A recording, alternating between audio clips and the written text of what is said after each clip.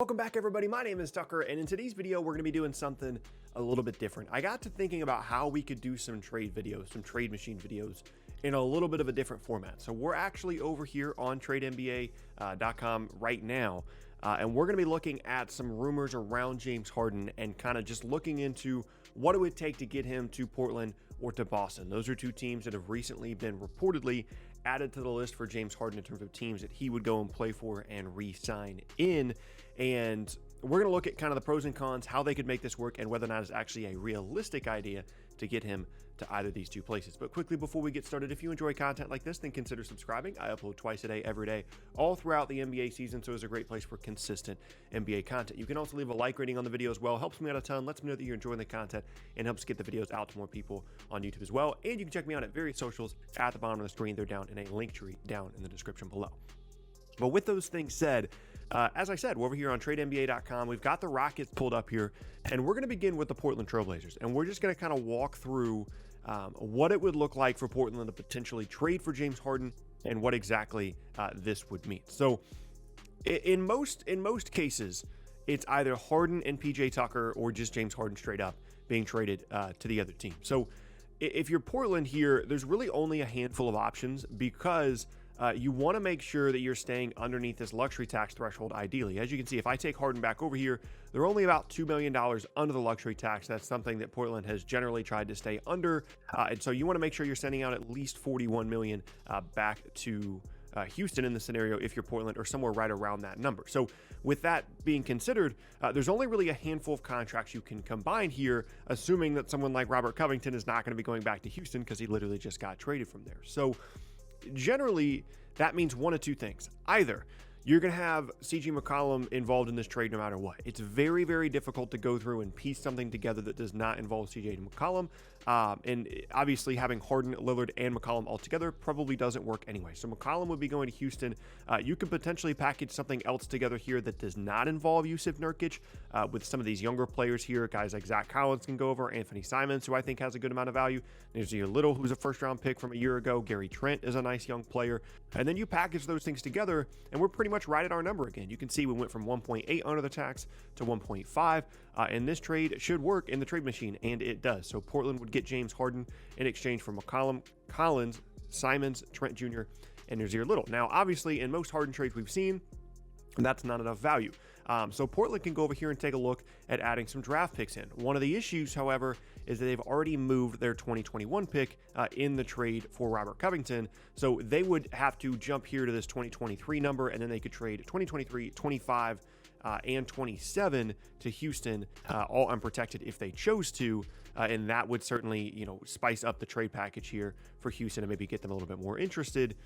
And all those things should work, and they do. So this is kind of the maximum that Portland could potentially offer, assuming that they would like to keep Jusuf Nurkic on the roster. Now, you can take out some of these contracts, or you can, just take out Collins, add in Nurkic, and then we can throw PJ Tucker in here. And this would all still work if you're just looking strictly at would it work in the trade machine. So, like, for example, maybe the Rockets, we don't really care about Zach Collins. Let's get rid of him.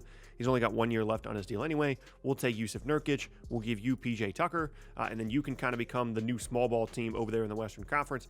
And something like this would work with McCollum, Nurkic, 3 young players, 3 picks in exchange for PJ Tucker and James Harden. Now, the issues that come in here for Portland, apart from the personnel and the draft pick situation, is I'm not convinced that Houston is necessarily excited about a package like this. Depending on, their valuation of someone like Gary Trent or Nazir Little, Anthony Simons, this is a downward or a relatively lateral trade in the immediate sense, and in the long term, with the exception of these draft picks you're getting, there's not a whole lot you're excited about here when you're talking about James Harden. So for Houston, they're more likely looking at a situation in which this McCollum and Nurkic spot is filled more by a player that is a significantly younger asset and someone that can help them build a little bit more towards the future, and it's just a little bit more exciting, again, in exchange for Harden. Now, if you're Portland, one of the issues here is that generally they've not shown a willingness to trade CJ McCollum or James Harden, or CJ McCollum or Damian Lillard, whether that's for a Harden trade or otherwise.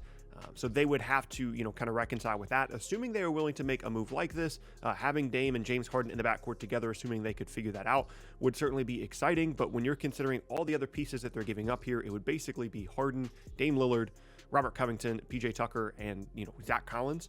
And that sounds very similar to the Houston team from a year ago. That certainly was good, but maybe doesn't reach the ceiling that Portland's looking for when they're giving up all of these picks. So even though it kind of makes sense on paper, you're like, oh, you just trade McCollum some pieces and Harden's in Portland.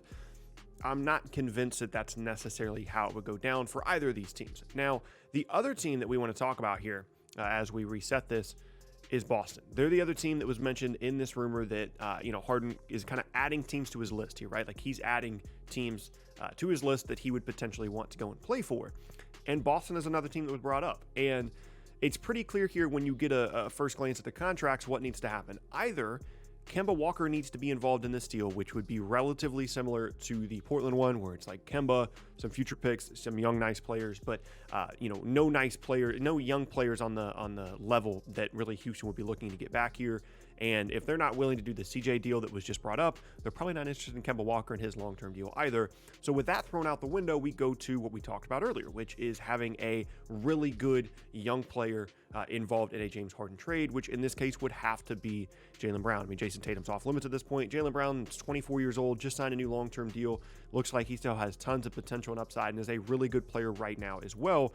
And I would imagine certainly an asset that Houston would be interested in exchange for James Harden. The problem is, again, we've got to make these salaries work. We're about $20 million apart between Brown and Harden.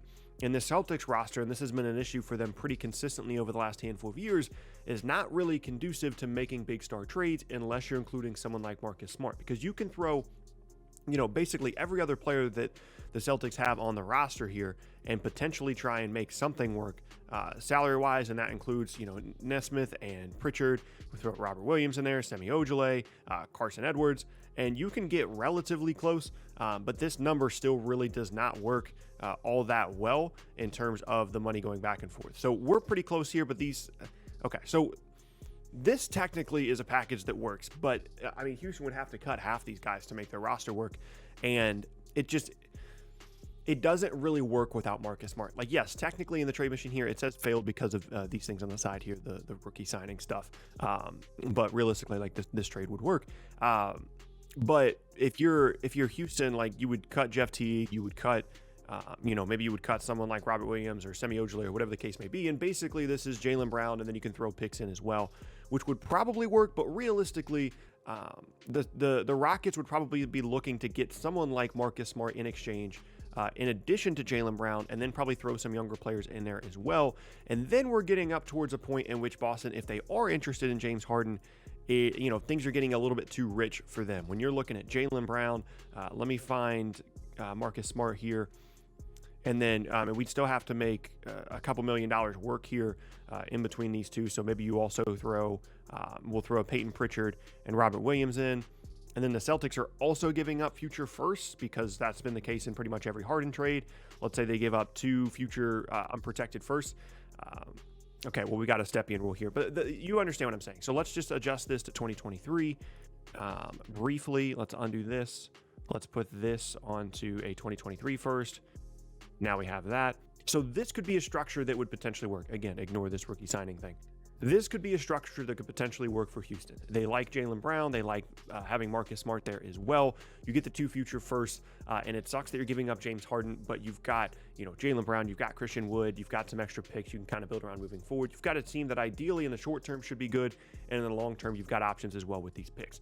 I think the problem more so with the Boston situation comes in from the side of the Celtics, where they've got a team that, I think maybe isn't going to be like a contender necessarily this season, but is still going to be really good when Kemba comes back and is healthy.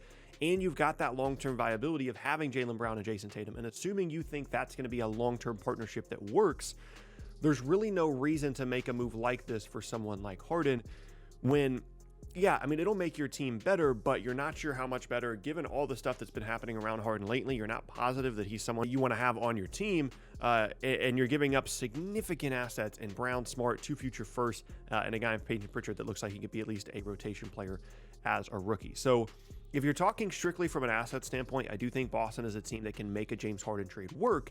And I think it's a team that Houston would be interested in discussing a trade with, given their interest reportedly in someone like Ben Simmons from Philadelphia. You just had to add some extra picks in.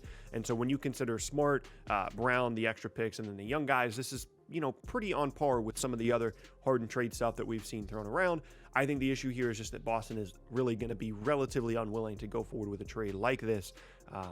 At this level of value. Maybe if there's no picks involved, maybe if you go to that initial package we talked about when Marcus Smart is not involved and you throw in all these other random contracts, there is a scenario in which this can work, but I would imagine that Boston is going to hold off, that they're not going to be super interested in Harden, and they're going to kind of roll forward with this young group that they have and bank on the Jaylen Brown, Jason Tatum combination developing properly rather than trying to cash in some assets right now for James Harden in what would be a pretty questionable backcourt there between him and Kemba Walker. But that's kind of what I wanted to do today, is just kind of go through the kind of the nitty gritty of what's actually happening with this trade stuff, how this could or couldn't actually work for each of these teams. And I hope you guys enjoyed it. I know it was a little bit different, but I hope you guys enjoyed the video. But that is going to be the end of today's video, and I thank you all very much for watching. Once again, my name is Tucker. If you missed any of my previous videos, then be sure to check out the boxes on screen. Thanks again, and I will see you all next time.